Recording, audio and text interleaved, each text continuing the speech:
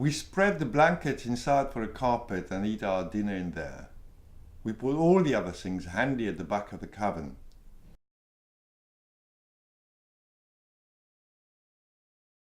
Donc là, c'est un bon exemple de Huckleberry Finn narrateur. C'est un extrait du chapitre 9. Jim, esclave, s'est échappé. Huck s'est échappé aussi parce qu'on voulait le civiliser.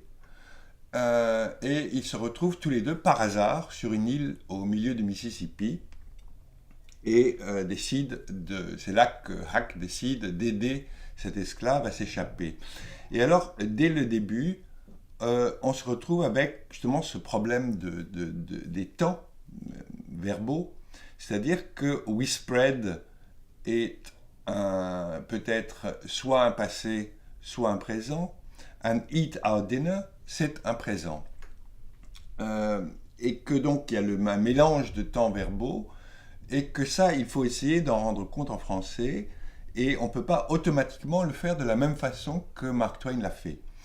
Donc, littéralement, si on traduisait we spread, c'est avec cette ambiguïté, donc passé-présent, c'est soit nous étalons, soit nous étalions, soit nous étalâmes.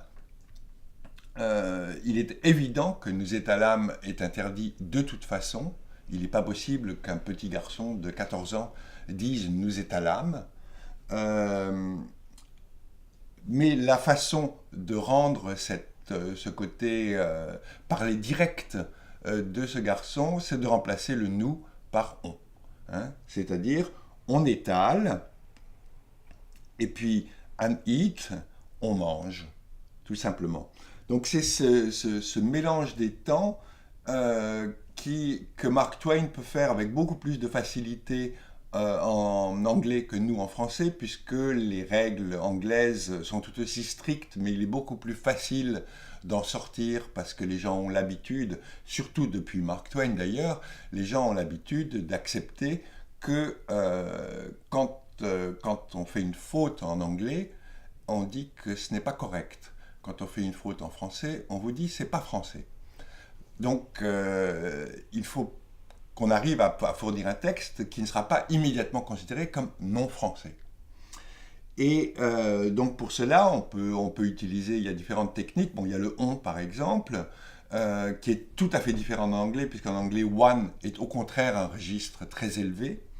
Mais on peut jouer avec les auxiliaires, donc avec les conditionnels. Hein, la phrase classique, c'est si j'aurais su, j'aurais pas venu, par exemple, qui est une chose parfaitement naturelle et que le traducteur, bon, un des outils importants pour le traducteur là, c'est le langage des gens qu'on écoute dans la rue. Je passe mon temps, quand je suis en France ou dans d'autres pays, mais en tout cas à écouter les gens parler. Les transports en commun sont pour moi un outil extraordinaire, c'est-à-dire entendre comment parlent les gens et essayer d'avoir ces rythmes dans l'oreille. Et c'est pour ça qu'il est important, par exemple, de faire un premier jet rapide, c'est qu'on se laisse emporter soi-même, on se fait croire une seconde qu'on est Huckleberry Finn, on retourne en enfance et on essaye de retrouver cette façon de parler que nous aussi on a eu, bien qu'il n'était pas un petit garçon illettré m'échappant de chez moi, mais et d'essayer de faire comprendre au lecteur qui va nous lire que, bien voilà, on est aux États-Unis, on est au milieu du Mississippi, et on parle pas très bien.